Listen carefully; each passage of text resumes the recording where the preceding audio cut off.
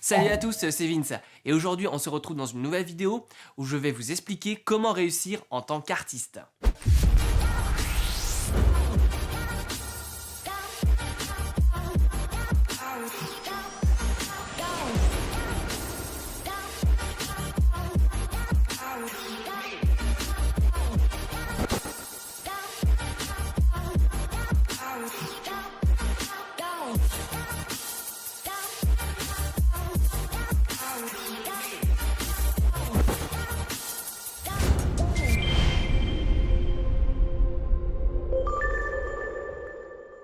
En effet, depuis que je suis tout jeune, j'ai toujours eu l'impression d'être en marge, d'être à côté de la société, d'être vraiment totalement en décalage. Ça fait pousser chez moi des instincts de rébellion et vraiment contre le système et je comprenais pas pourquoi les choses marchaient comme elles étaient.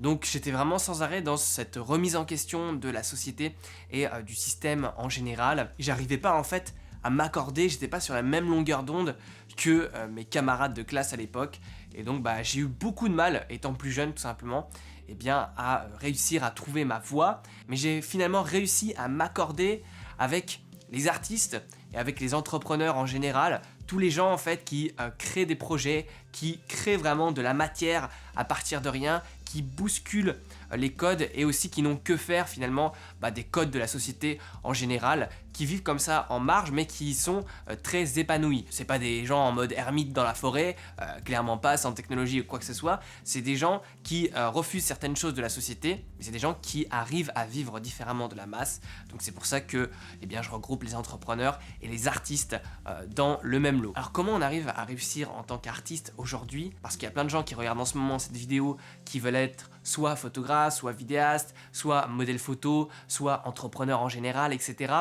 et qui aimeraient bien réussir comme ça dans un domaine artistique, et ça peut sembler très compliqué de prime abord, puisque justement en fait c'est vraiment une sphère, c'est une bulle indépendante du reste de la société, et donc quand on connaît personne finalement dans son entourage qui est déjà dans le monde artistique, c'est difficile de l'approcher, c'est également difficile de le comprendre. En effet, le monde artistique s'est rempli de préjugés et clairement moi à l'époque, quand j'ai commencé à comprendre que je voulais me diriger vers une voie artistique plutôt qu'une voie, on va dire classique, économique, sociale ou scientifique, tout de suite on m'a dit que oh là là attention, ce sont pas des vrais métiers, attention c'est des situations précaires, on sait jamais ce qui va arriver du jour au lendemain, il faut être au bon endroit au bon moment et connaître la bonne personne, etc. etc. Donc on m'en a sorti plein, et tout ça c'était des gens finalement qui certes voulaient mon bien mais qui n'étaient pas en fait dans le monde artistique à proprement parler, du coup qui pouvaient pas me donner un retour objectif là-dessus, et le monde artistique est vraiment rempli de préjugés malheureusement. Donc ce que je vous encourage à faire vraiment, c'est revoir la composition de votre entourage, ou en tout cas de rencontrer des gens qui travaillent déjà dans le milieu artistique et des gens qui réussissent. Parce que si vous allez voir des gens qui sont vraiment dans la galère, parce qu'il y en a, comme dans tous les métiers de toute façon, c'est juste qu'il n'y a pas, on va dire, il y a moins de sécurité de l'emploi, parce que c'est des statuts d'indépendants ou d'intermittents du spectacle, donc il y a moins de sécurité de ce côté-là, mais il y a également plein d'avantages que n'ont pas les gens qui vont travailler dans des sociétés un peu plus classiques, qui vont faire du métro, boulot dodo, avec du 8h, 18h, et une ambiance de merde au boulot. Bref, il y a des problèmes partout, et je suis pas en train de dire dans cette vidéo que un monde est mieux que l'autre, clairement pas. Après, moi j'en ai choisi un, donc forcément je vais préférer le monde artistique et le monde des indépendants en général, mais après c'est suivant votre personnalité, tout le monde n'est pas fait pour le monde artistique. Mais par contre, tout le monde peut essayer. Donc première chose vraiment concrètement à faire, c'est d'essayer de se connecter avec des gens, avec des artistes qui travaillent dans ce milieu, qui sont établis également dans ce milieu. Et au départ ça peut être difficile si on a zéro réseau, mais commencer par exemple en tant que stagiaire, c'est un très bon moyen pour être lancé dans le bain directement sans avoir de grandes responsabilités et pouvoir comme ça observer tranquillement depuis son poste de stagiaire comment les choses se passent.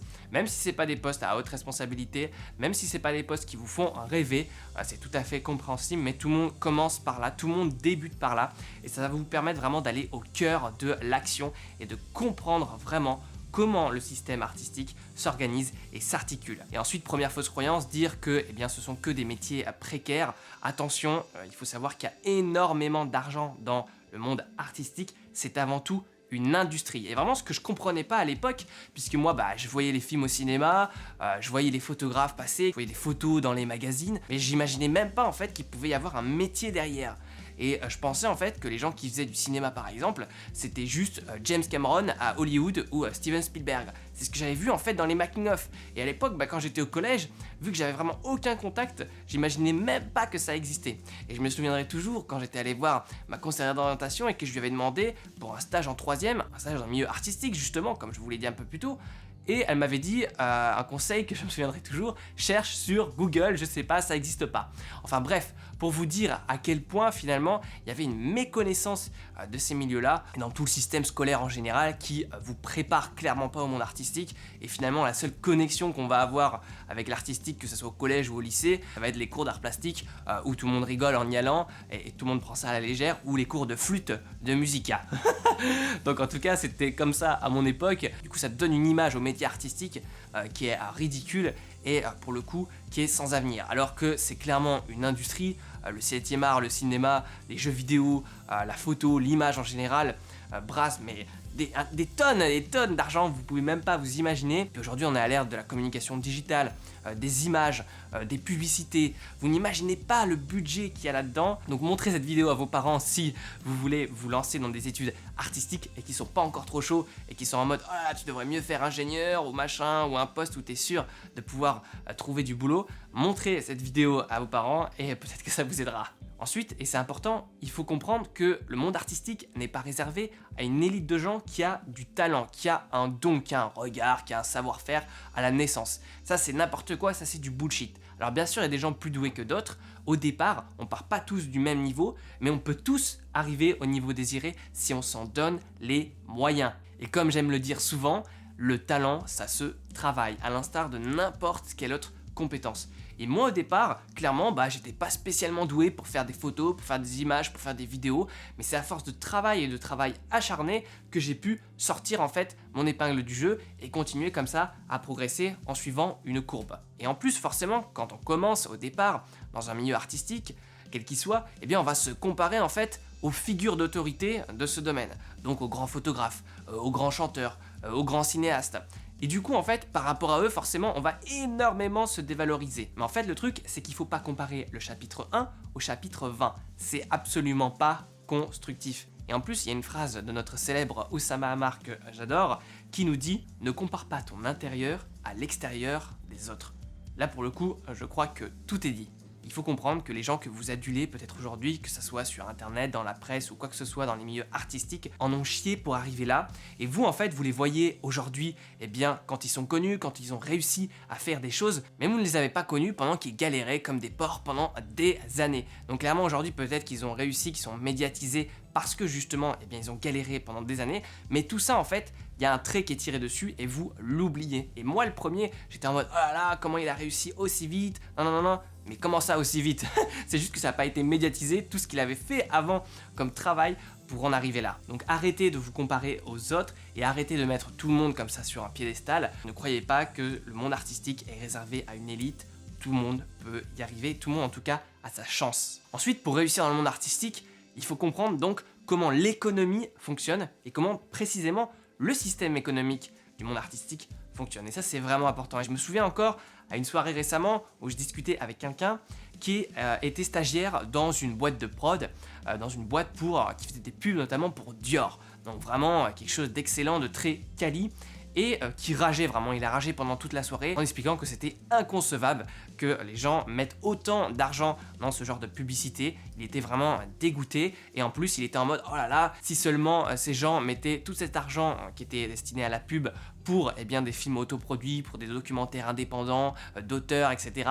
Mais en fait cette personne elle est en train de rager pour rien et si elle veut réussir dans ce milieu-là, il faut comprendre les codes. Et je parle pas d'être obsédé par l'argent, d'être corrompu, de perdre la passion ou je sais quelle connerie qu'on m'a parfois ressorti même personnellement. Je parle juste de comprendre que tout ça c'est une industrie. Que si aujourd'hui vous pouvez aller voir des films avec des graphistes qui sont engagés, avec des VFX, avec des chefs opérateurs à la lumière d'exception, si vous pouvez aller voir ces films au cinéma, c'est parce que c'est une industrie et parce que c'est rentable. Quand un producteur investit dans un film, il va toucher de l'argent, plus d'argent qu'il a investi au départ. C'est aussi simple que ça, il faut faire un calcul bête et méchant, et c'est pour ça que moi j'aime bien comparer, en fait, par exemple, l'industrie du cinéma à l'entrepreneuriat en général. Quand on veut monter une start-up, quand on veut monter un projet en tant qu'entrepreneur, eh bien on va démarcher des investisseurs qui vont parier sur notre projet, on va les pitcher, ils vont parier sur notre projet, on crée l'entreprise, on vend nos produits, et après on est rentable et les investisseurs gagnent de l'argent grâce à nous. Et bien là, c'est pareil dans le monde du cinéma. Il faut voir ça de manière très pragmatique pour le comprendre et pour évoluer à l'intérieur. Donc vous allez pitcher votre scénario par exemple devant le CNC qui est rempli de producteurs et d'investisseurs qui vont parier sur vous, sur les acteurs, sur les techniciens du film, qui vont financer votre projet et qui après vont toucher des recettes. C'est exactement la même chose. Donc là, je ne suis pas en train de parler de l'aspect artistique, mais de l'aspect plutôt industriel de la chose. Donc forcément, il ne faut pas avoir que ça en tête. Mais c'est important en fait pour réussir à progresser et à faire sa place dans ce domaine, plutôt que sans arrêt être dans le rejet de comment ça fonctionne et du rejet de l'aspect financier de la chose. Parce que sinon, en tout cas, je vous livre mon point de vue ici, eh bien vous n'allez jamais réussir. Ensuite, il y a une autre notion que j'avais envie d'aborder aujourd'hui avec vous dans cette vidéo, c'est la notion d'inconfort. Et ça, c'est vraiment un problème récurrent que je rencontre chez pas mal de connaissances et parfois des connaissances proches, et du coup ça m'attriste particulièrement, donc c'est pour ça que je voulais en parler dans cette vidéo. Alors pourquoi je parle de l'inconfort? C'est tout simplement parce que quand on est indépendant, quand on veut se lancer en tant qu'artiste, que ça soit intermittent du spectacle, que ça soit entrepreneur, que ça soit à son compte, freelance, peu importe votre statut, on s'en fiche, eh bien on va pas avoir la sécurité de l'emploi. Et nos premiers boulots, ça va être stagiaire, ça va être des petits trucs, des petits contrats pourris, où on va être sous-payé par rapport au marché, où on va être exploité. Je préfère vous le dire et pas vous vendre du rêve, c'est la réalité, mais à force de travail et de volonté, on peut tout à fait créer sa place et après très bien vivre de sa passion, il n'y a aucun problème là-dessus. Mais là n'était pas vraiment la question. Le problème en fait, c'est que du coup le démarrage est plus difficile que dans d'autres thématiques, que dans un boulot un peu plus normal entre guillemets, où si finalement on a validé son niveau d'études, si on a son diplôme, eh bien on a de grandes chances quand même d'être engagé dans une boîte intéressante. Par exemple, si on a fait des études assez évoluées. Tandis que dans le monde artistique, vous pouvez avoir fait 1 an, 2 ans, 3 ans, 5 ans, 10 ans d'études, on s'en tape complet de votre diplôme.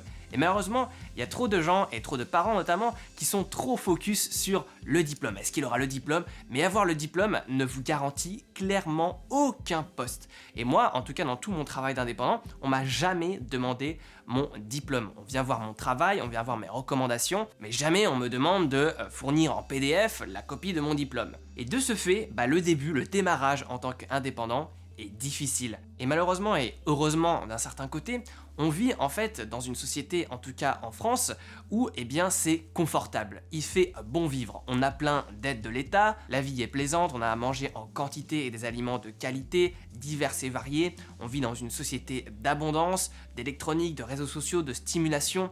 Enfin bref, on vit vraiment dans un confort et même dans les habitations en général. Et pour avoir un petit peu voyagé, je peux vous dire que c'est clairement pas le cas partout. Et on a vraiment une chance en tant qu'Européens de vivre dans ce confort-là. Malheureusement, ce confort tue l'ambition parfois de certaines personnes qui revoient tout simplement leur ambition à la baisse parce qu'ils se disent « Alors oui, j'aimerais bien devenir par exemple photographe indépendant, c'est vraiment mon rêve, etc. Mais en même temps, ma vie en ce moment, elle est assez pépère, j'ai pas besoin de dépenser beaucoup d'argent, je suis dans une petite ville de province, du coup, j'ai pas à payer cher mon loyer, la vie n'est pas trop chère, je suis avec les potes et tout se passe bien. » Mais malheureusement, cet état d'esprit-là est en train de tuer vos rêves et vos projets.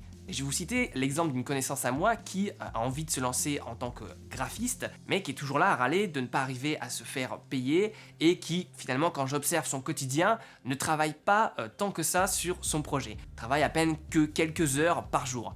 Et avec cette mentalité-là, c'est impossible de réussir dans un domaine aussi concurrentiel et où il faut justement sortir son épingle du jeu en travaillant son trait, en travaillant son design, en faisant des recherches, en trouvant de l'inspiration, etc. Cette personne devrait être H24 en train de travailler sur ses projets, en train d'appeler, de démarcher des clients, H24 et pas juste en mode oh là là bon ça a pas marché aujourd'hui, bon je ferme Photoshop et je vais ouvrir une session de jeu ou une session de Facebook ou une session de Netflix, encore pire, et voilà, la vie est tranquille finalement. Ces gens là ils sont toujours passionnés, donc le fait de pas y arriver, ça les déçoit, ils sont tristes, mais c'est automatiquement compensé par le confort de la vie moderne.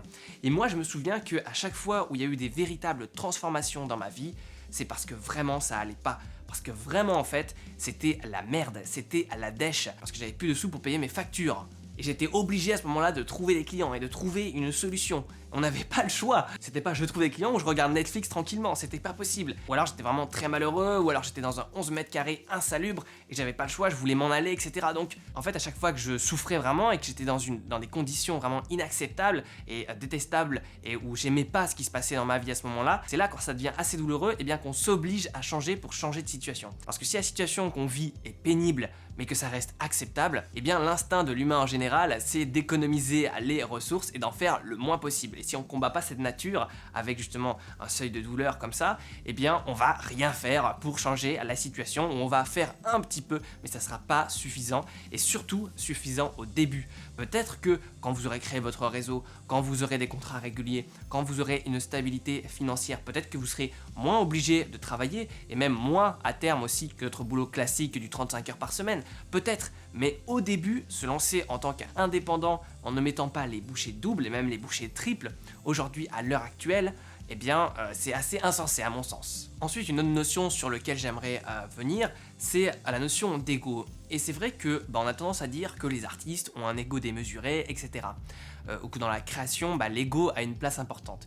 Et il y a toujours eu une sorte de malaise avec cette notion. Et notamment, moi j'ai fait une école de cinéma à Paris, et donc j'ai fréquenté comme ça des gens, plein de gens qui voulaient devenir artistes comme moi, et du coup à chaque fois il y avait cette notion d'ego qui venait, qui rentrait en jeu, ou alors qui était questionnée dans le travail d'autres écoles, ou dans le travail de cinéastes en général, et du coup je trouvais qu'elle était assez mal interprétée cette notion. Alors ce que je vais dire, ça n'engage que moi, et je vous livre mon point de vue, mais j'avais quand même envie d'en parler. Alors selon moi, il y a une part qui va être réalisée par passion pure, dans un sens un petit peu désintéressé, parce qu'on aime vraiment la chose au fond de nous, et clairement moi en tout cas je suis un passionné de photos, de vidéos, de cinéma en général et de création d'images, c'est-à-dire que même si personne regardait mon travail, même si personne me connaissait, eh bien je ferais quand même de l'acte de la création, parce que l'acte en lui-même me remplit de joie et de plaisir. Donc ça, de ce côté-là, il n'y a aucun souci. Mais ensuite, la part de c'est bien si j'arrive à exposer mon travail parce que j'aurai une certaine reconnaissance, que ce soit des spectateurs en général ou une reconnaissance du monde artistique, de mes pairs dans ce milieu-là. C'est bien si j'arrive à vendre mon travail parce que je pourrais gagner de l'argent. Donc en cela, je vais travailler de manière intéressée également. Je vais choisir mes clients suivant leur budget et refuser les clients qui n'ont pas le budget suffisant pour me faire vivre, etc. Il faut être tout à fait ok. Et du coup, l'ego va rentrer en jeu à ce moment-là. Et là, quand on dit ego, on dit travailler de manière intéressée. Ça va être très important de travailler de manière intéressée parce que si vous ne le faites pas, vous allez tout simplement vous faire détruire et tout simplement devoir abandonner votre passion. Parce que clairement, à un moment, si vous dites oui à tous les projets, oui à tous les courts-métrages bénévoles, oui à tous les projets photos en collaboration, parce que vous, dans le fond, vous êtes passionné, vous êtes prêt à dire oui à tout, et ce qui est tout à fait compréhensible. Mais si vous n'arrivez pas à dire non et à dire, voilà, là par exemple, pour mon niveau d'énergie, j'ai pas envie de me lancer dans ce projet, donc quand vous arrivez à penser à vous et à être un petit peu égoïste à ce moment-là, si vous n'arrivez pas à dire non à un projet qui vous rapporte pas ou trop peu d'argent, ça va mettre en danger votre entreprise ou votre statut. Et parfois l'ego aussi est nécessaire pour se dépasser.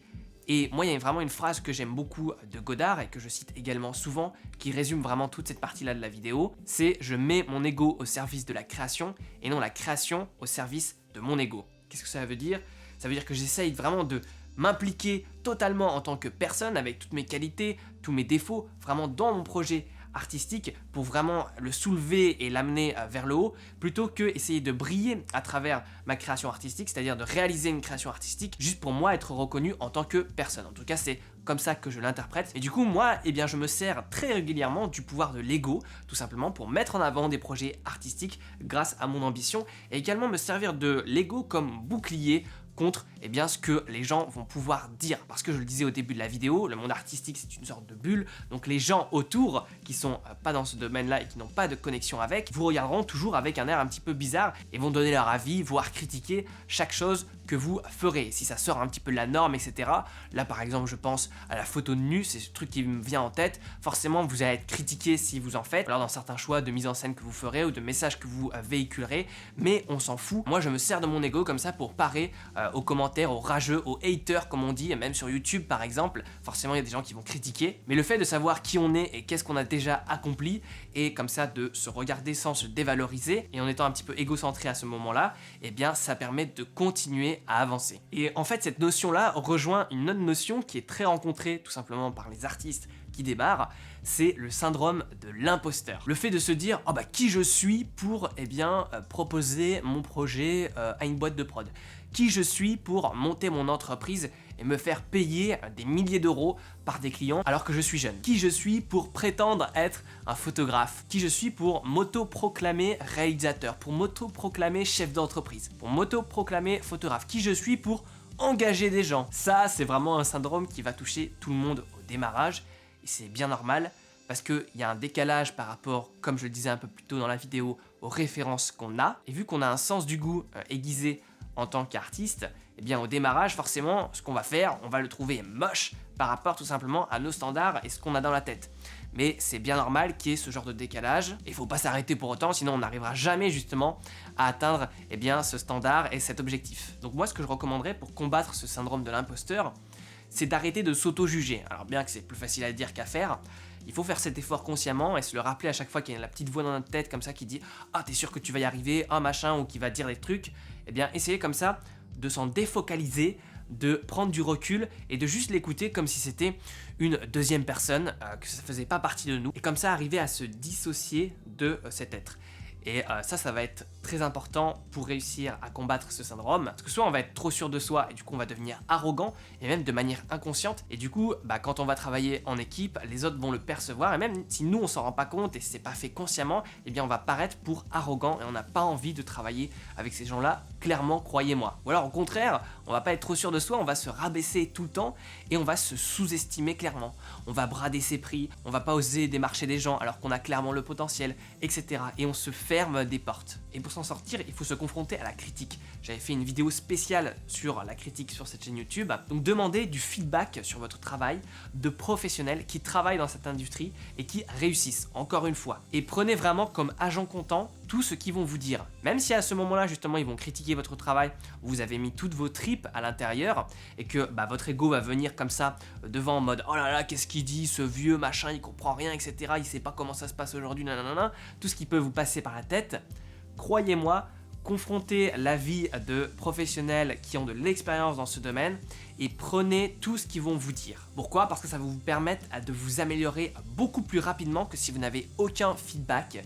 Et ça, du coup, ça va vous permettre de progresser. Et donc, à force de voir votre travail progresser, votre syndrome de l'imposteur va peu à peu s'effacer progressivement. Ensuite, si vous voulez vous lancer, par exemple, en tant qu'indépendant dans le monde artistique, pour combattre ce syndrome de l'imposteur, on peut se concentrer sur une seule métrique qui va définir la réussite de notre projet ou l'échec. Et comme ça, il ne va pas y avoir des paramètres abstraits et difficiles à quantifier, tels que est-ce que les images sur mon site sont esthétiques, est-ce que sur ce projet j'ai réussi à créer une lumière comme ci, comme ça. On peut bien sûr prendre ça comme critère, mais comme critère fondamental de la réussite du projet, on peut prendre une autre métrique, plus quantifiable et objectivable. Et par exemple, c'est ce que raconte notamment Oussama Ammar, qui dit que l'argent est la valeur la plus objectivable qui soit. Si tu en gagnes de l'argent, eh bien tu réussis. Si tu en perds, c'est que t'échoues. C'est aussi simple que cela. Donc quand vous allez vous lancer en tant qu'artiste indépendant, eh bien plus vous gagnez d'argent, plus vous réussissez. Et pourquoi vous gagnez de l'argent ? Parce que votre travail est de qualité. Et pourquoi votre travail est de qualité ? Parce que la lumière est chiadée, par exemple, si vous êtes vidéaste, etc. Donc vous voyez, tout ça se rejoint, mais c'est plus facile de quantifier votre progression que si vous vous dites juste « par rapport à l'année dernière, ma lumière ou mon étalonnage est bien mieux ». Une autre métrique également sur laquelle on peut se concentrer, c'est le nombre de clients. Et ça nous amène au fait qu'il faut, en tant qu'artiste, absolument avoir le sens des affaires, c'est-à-dire comprendre l'économie du marché artistique global dans lequel on évolue et également soi-même se former et avoir le sens des affaires, se former à la vente. Et peu importe le domaine dans lequel vous êtes, si vous voulez rejoindre un plateau de cinéma, convaincre un recruteur, faire du réseau également. Quand on dit faire du réseau, c'est indirectement se vendre aux autres, vendre ses capacités, ses compétences. En tant qu'indépendant, eh bien vendre votre travail, démarcher les clients, faire son marketing. Et ça, c'est vraiment important d'avoir cette carte de vendeur en plus de la carte d'auteur, de son travail d'auteur. Et malheureusement, il y a trop d'artistes qui sont en mode torturé, en mode « Oh là là, moi je suis un auteur, etc. J'écris des pages gribouillées à 3h du matin », mais qui n'ont aucune idée de comment monétiser leurs compétences. Donc il faut vraiment faire de votre métier un business également. Il faut le voir également comme ça. Et encore une fois, ce n'est pas que le corrompre, que de perdre la passion, que quoi que ce soit d'autre, c'est juste pour pouvoir survivre et continuer à progresser grâce à nos réussites précédentes. Voilà, sinon vous travaillez pas à plein temps dans votre passion, vous faites un autre job à côté et le week-end, vous prenez du temps pour faire ce que vous voulez, dessiner, chanter, faire des photos, etc. Mais une personne qui veut en faire son métier principal, elle doit absolument prendre en compte cette variable. Ensuite, je vous encourage vraiment à apprendre au quotidien et être rigoureux dans votre apprentissage. Et il y a trop de gens malheureusement que je connais qui, à la sortie de mon école de ciné, ont arrêté d'apprendre parce que ça y est, c'était fini le cursus obligatoire et donc ils estimaient avoir les compétences nécessaires et que le reste ça apparaîtrait peut-être comme magie, je sais pas, et du coup qui dans leur mission ou dans leur travail d'indépendant se contentaient juste de faire le strict minimum ou alors se contenter de faire ce qu'on leur demandait de faire sans aller plus loin, sans être curieux. Donc soyez vraiment curieux de tout, posez des questions sur tous les sujets, renseignez-vous, on a la formidable chance aujourd'hui d'avoir accès à internet qui est une base de connaissances juste phénoménale pour se former et vraiment c'est une chance dont tout le monde aurait rêvé auparavant et c'est pour ça en fait qu'aujourd'hui certes il y a plus de concurrence dans le domaine artistique à cause de plein de choses mais il y a également une formidable opportunité de devenir bon et même excellent grâce à la formation en continu. Pour réussir en tant qu'artiste, c'est important de comprendre et d'accepter qu'on est différent. De ne pas essayer en fait de rentrer dans le moule que la société nous impose si on n'a pas envie, parce que la moyenne en fait finit toujours par faire payer aux minorités. Moi personnellement, je vois les choses ainsi. Si je joue avec les règles des autres, avec les règles de la société en général, je vais perdre. Donc j'ai préféré créer les miennes de A à Z.